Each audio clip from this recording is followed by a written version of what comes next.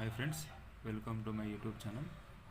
ఈరోజు ఈ వీడియోలో తెలంగాణ థర్మల్ విద్యుత్ ఉత్పత్తి కేంద్రాలు మరియు వాటి సామర్థ్యం తెలుసుకుందాము. యాదాద్రి థర్మల్ విద్యుత్ కేంద్రం 4500 మెగావాట్ల. దీనిని 2015 జూన్ 8న ప్రారంభించారు. రెండవది సింగరేణి థర్మల్ విద్యుత్ కేంద్రం, ఇది 1200 మెగావాట్లు వరకు ఉత్పత్తి చేస్తుంది.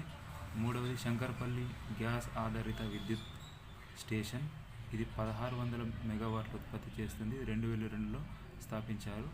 నాలుగవది కొత్తగూడెం థర్మల్ విద్యుత్ కేంద్రం, 1800 మెగావాట్ల వరకు దీని సామర్థ్యం. దీనిని 1966లో ఏర్పాటు చేశారు.